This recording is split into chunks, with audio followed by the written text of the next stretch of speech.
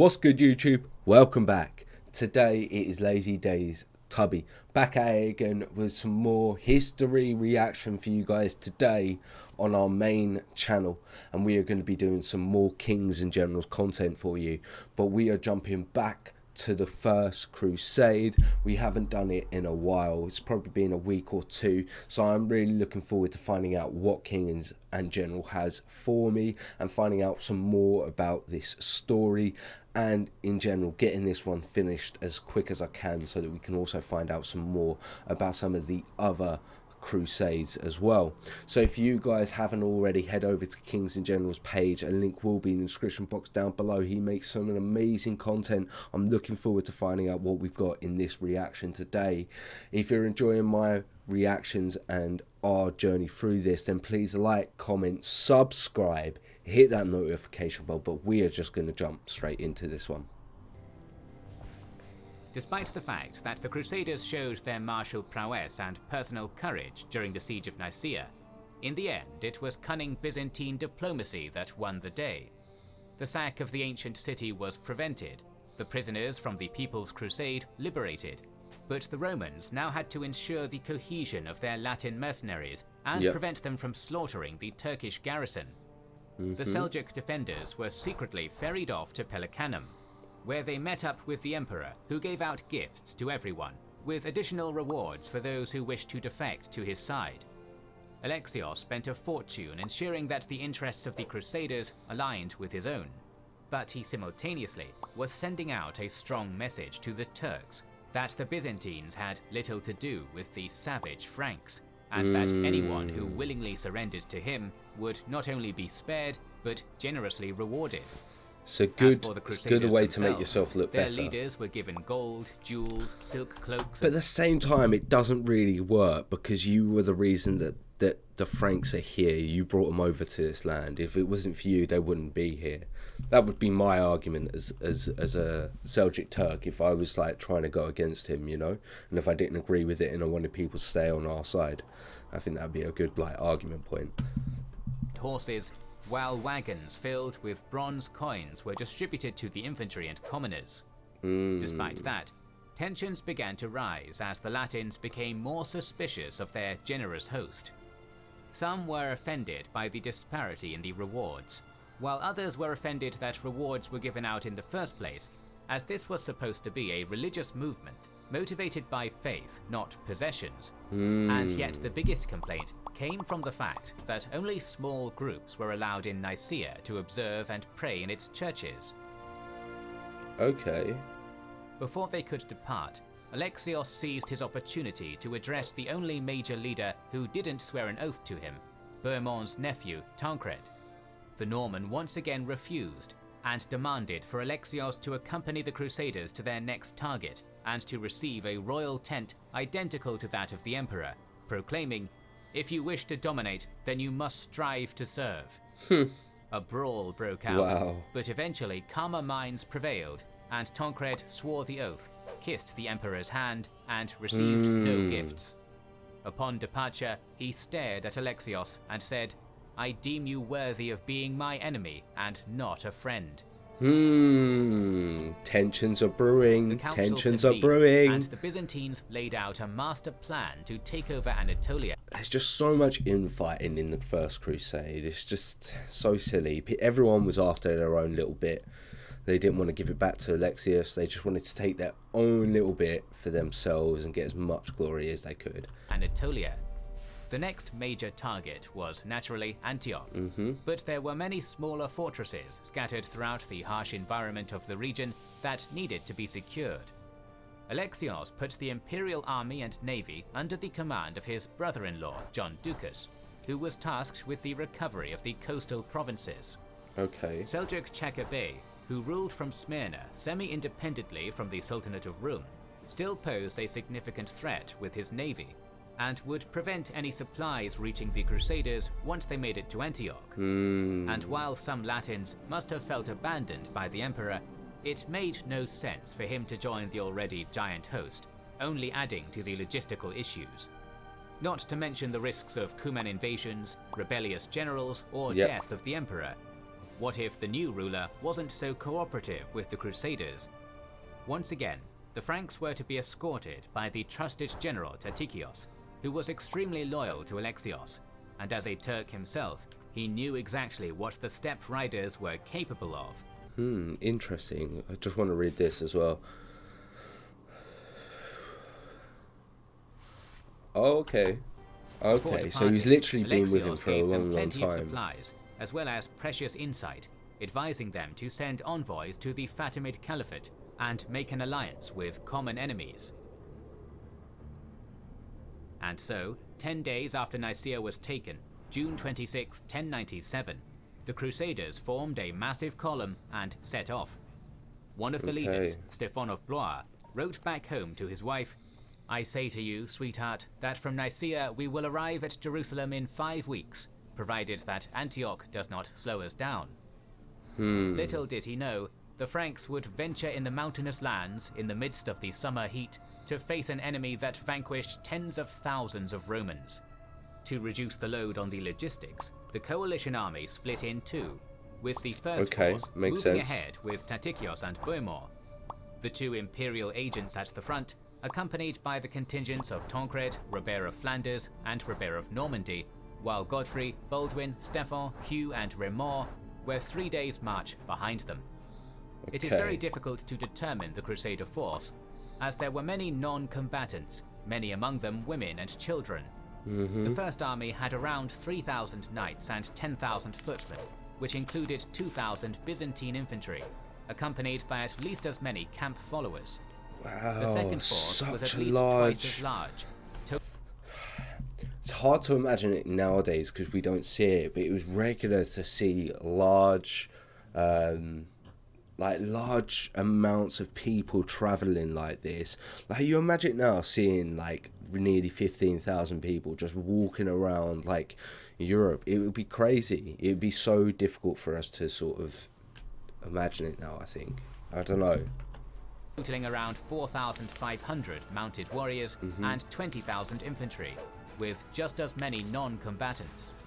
Riders were constantly galloping between the two halves. Just imagine 50,000 people just walking around, and then obviously that's two lots. You'd be so worried if you was in at this part of the Middle East, if you was in the area where you had these big armies just moving around, and you never know if you were safe, you know, because obviously pillaging and looting goes on all the time. So imagine just knowing that you've got these two forces roaming around your land, and that if you go too far out, anything could happen to you at any point in time. It'd be just so terrifying. Those times just so terrifying. Ensuring a steady flow of information about the route they were taking. And while the vast column crawled towards the crucial site of Dorylaeum, the Seljuks observed their every move from the hilltops. I was about to say, like it gives. How would you not be able to hide the movements of this many people? And like, it'd be so difficult. You just wouldn't be able to do it, right? Surely not. The Seljuk Turks were not alone, as Obviously Kilij people Arslan managed to convince his rival, the Turkic Danishmends, to put their differences aside and combine their armies for a total force between 10 and 15,000 steppe riders. They were equipped with leather armor and piercing swords, but the greatest tool in their arsenal was the recurve bow, with an effective range of 50 to 60 meters. Combined with their expert riding ability and knowledge of the terrain, this was the deadly combination that crushed the Byzantines in Manzikert, back when Romanos also decided to split his army in two halves. It is important to note that unlike many other nomadic peoples, the Seljuk Turks of Anatolia were stripped of a massive advantage due to the nature of the terrain. Despite controlling the region for over a decade, they couldn't raise enough horses to provide each of their riders with half a dozen remounts, meaning that they had to sacrifice in either speed or endurance. In the afternoon of the 30th of June, a few Seljuk scouts were spotted, and the Crusader vanguard made camp and sent a messenger to the Second Army, informing them to be on high alert before continuing their march the next morning. Imagining themselves as a Roman legion, Weapons taken up, trumpets sounding, arranged against the enemy in wings, centurions leading cohorts and centuries, standards raised, in an orderly fashion we began to set forth. After crossing a small river, the army entered the junction of two valleys, 45 kilometers from Dorylaeum. The open plain was wide enough for the Seljuk maneuvers, but also allowed them to catch the Crusaders by surprise. They couldn't have picked a better spot for an ambush. They're literally As soon as the halfway Seljuk across force was as seen, well. Bohemond ordered a camp to be constructed by the infantry, picking a spot close to the river, hoping that the marshy ground would give them protection on one flank. In order to buy them some time, he and Robert of Normandy gathered the entire cavalry force of 3,000 knights and charged at Kilij Arslan. Oh, they're just going for it. The fighting raged so for almost an hour, outnumbers. but the light cavalry overwhelmed the Latin nobility, sending them back towards the makeshift camp, where some dug trenches, while the non-combatants and baggage train were directed towards the center. Hundreds of troops that were between the two Crusader armies poured into the battlefield, completely unaware of the ongoing battle, before they were captured or killed. Bohemond and Robert ordered their entire force to dismount and positioned the heavily armored cavalrymen to hold the vanguard and withstand volley after volley. There were no walls, just a mass of people in chain armor in the summer heat, holding together against the circling nomads who tried to pick them off one at a time, screaming and taunting in the hope they would turn their back and flee. One eyewitness reports, "They encircled us on all sides, engaging at close quarters and throwing darts and spears and firing arrows wondrously far and wide. They howled and shrieked and shouted, making a devilish noise in their high voices, crying and shouting like demons." That would be absolutely terrifying. It'd be terrifying to have to stand there for hours on end, just hoping it doesn't hit you in the wrong spot. One particular Frankish knight, called Robert of Paris, with a notorious background, was one of the first casualties. Back at Constantinople, he mocked the emperor by sitting on his imperial seat. Instead of punishing him, Alexios invited him for a drink and explained they were allies, advising him to never chase their nomadic common enemy. Overcome by anger, the knight threw himself at the Seljuks after multiple civilians were shot around him. Within moments, his movement was slowed by arrows piercing his armor. Soon he was slashed by a blade in full sight of the rest of the knights. What a fool. What an absolute fool. Who continued to hold their shields up. Bohemond and Robert were now screaming, ordering their men to hold the line, fully aware that if the lines broke, there would be nowhere to run. At first, women constantly supplied the soldiers with buckets of water from the river, but as the hours dragged on, they also had the role of dragging the dead away from the front. Both duties were essential to the survival of everyone inside the camp, but with each passing moment, hope was fading. People and animals alike were crying out, while priests were praying for salvation, when suddenly Kilij Arslan gave the order to attack the camp from every direction, both on horse and on foot. Brutal hand-to-hand combat ensued, with many casualties, including Tancred's brother William. Charge after charge failed to break the Normans, but then suddenly a detachment appeared from the marsh and entered the camp, killing anyone in their path. A band of knights quickly rushed to close the gap and push them back, but the Christians were at the brink. It was then a group of cavalrymen appeared on the horizon. It had now been 5 hours since the first clash between the two armies, but after receiving word of the attack, Godfrey of Bouillon arrived at noon alongside 50 knights and bravely charged against the Seljuks, who halted their attack on the camp and turned on the reinforcements. He'd done it with only 50 knights, and they had to reform just because they knew more were coming. Wow. But also imagine being there for 5 hours and you think that was it. You think you were done. You had nothing left. The priests are praying. You're thinking, that's it. We're going to heaven. We're doing what we can. And then these people come and you're saved. How much relief would you have? How much relief would you have? You're able to continue and go on. Not long after, Rimor and Hugh joined the fight, and while Kilij Arslan still had the numerical advantage, the lack of remounts and length of the engagement meant that his army was extremely low on both energy and ammunition. Okay. At this point, Tatikios and Boemor switched from a defensive stance to an offensive one, and as the Crusader cavalry engaged the steppe horsemen for the Battle of Anatolia, another detachment was seen on top of a hill behind the Seljuk line.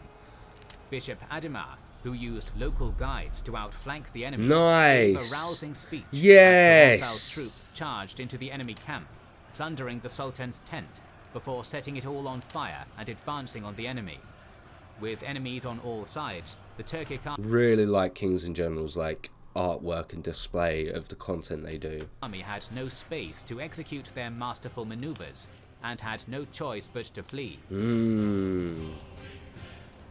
The formations held, the reinforcements arrived, and this victory sent ripples through the entire Muslim world.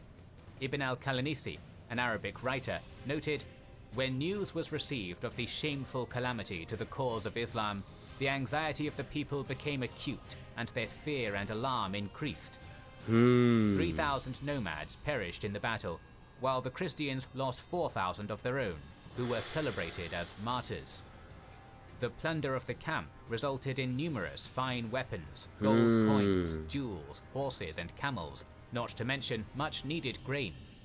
Everyone involved played a crucial role, but the man who was celebrated the most was Boemor of Taranto, who rallied his men to stand their ground and fight. It was his courage and leadership that prevented another Manzikert. It didn't take long before supernatural elements were infused into the events. Seljuk... Yeah, I can imagine that would be the case as well. Like that situation looked pretty dire and pretty like hopeless. Deserters swore that they had seen 2 horsemen with shimmering weapons and of wondrous appearance riding ahead of our army, menacing the enemy such that they allowed them no opportunity for fighting. Christian chroniclers later wrote that God sent 3 saints, George, Demetrius and Theodore, traditionally connected with the Orthodox Church. Saint Theodore and Saint George are frequently associated with killing dragons. Saint Demetrius with the spearing of a gladiator. To save the Crusaders from doom. When the army broke camp on July 4th, they observed that the road was littered with dead horses and Seljuks, which they took as evidence of the saints charging after the routed enemy. The further the army... Wait. So... They were probably the wounded. They were just the wounded. But I get it. Obviously, so the Seljuk Turks have started running away, and obviously, like I said, the wounded horses and people are probably just getting left behind. So when they're walking along and they're seeing these dead bodies, because they believe in Christianity and so on and so forth, they believe that the saints have been chasing the Seljuk Turks. That's quite funny. I could see how that myth and that story would come about. It only takes a few people to say it and things start to catch on. You look at slang language around here. One person says it in a rap video and then next thing you know it's everywhere. Moved away from Constantinople, the more biblical elements were infused into their beliefs and actions, the boundaries between both worlds slowly evaporating. News quickly reached Alexios, who immediately sent out his forces against Chaka. One army moved towards Abydos, while the main force marched up the Meander Valley. At the same time, the Byzantine navy sailed directly towards Smyrna, with Chaka's daughter on board as a gesture of good faith. Unbeknownst to the Byzantines, Chaka had recently fled his capital to meet up with Kilij Arslan, who personally executed him because of a growing mistrust, further destabilizing Western Anatolia.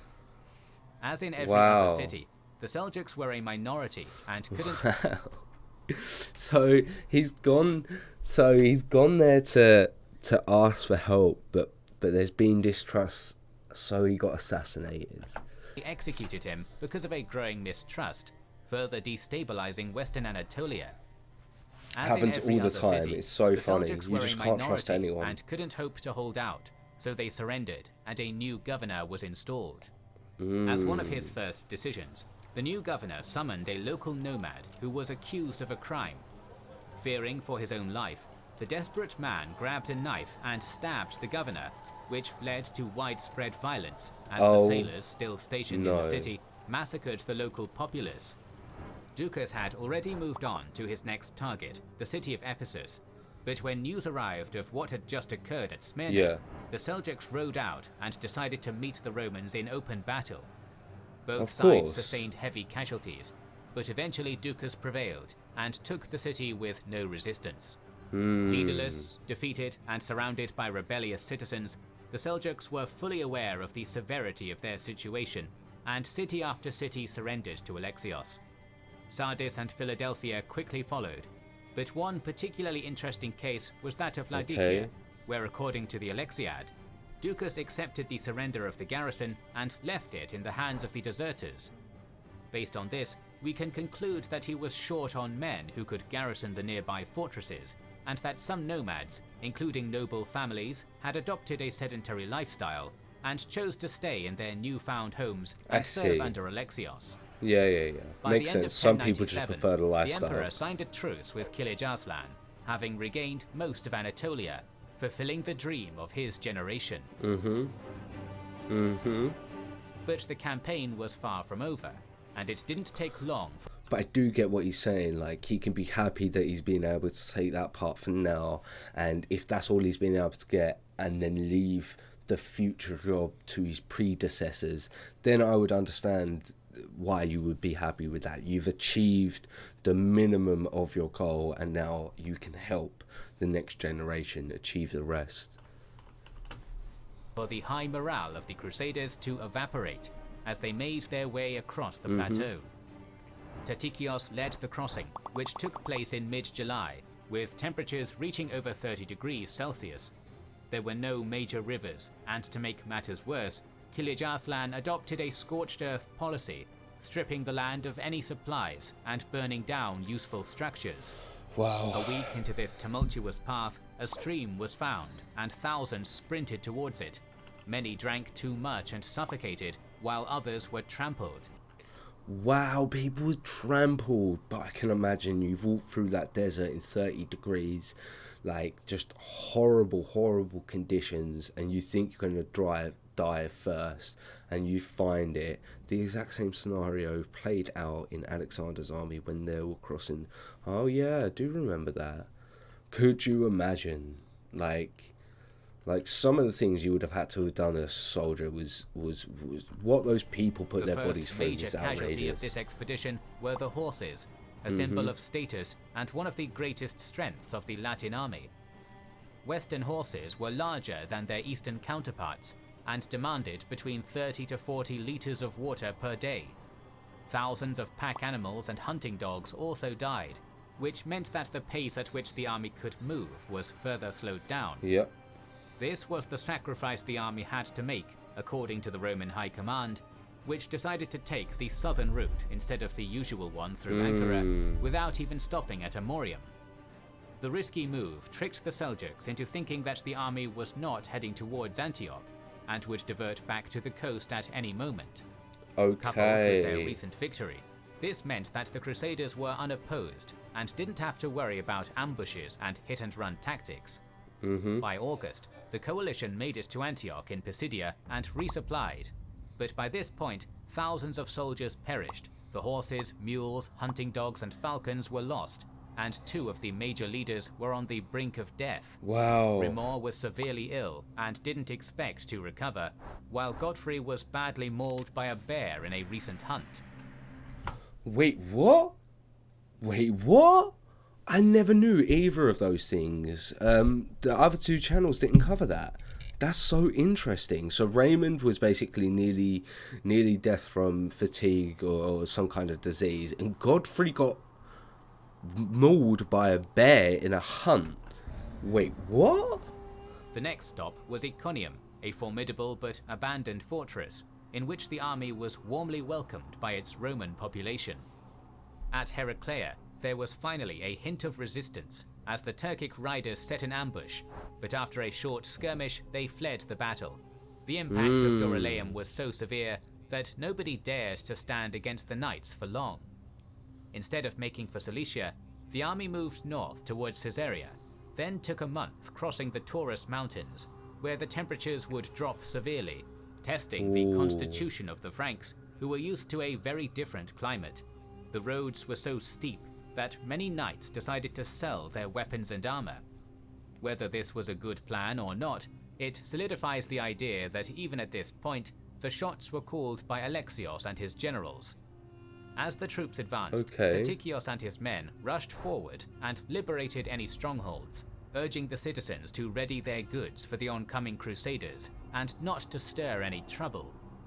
In the absence of Seljuk authority, Roman and Armenian governors shifted their allegiance towards Constantinople, a step which was essential in case the siege of Antioch was prolonged and supplies were needed to support it.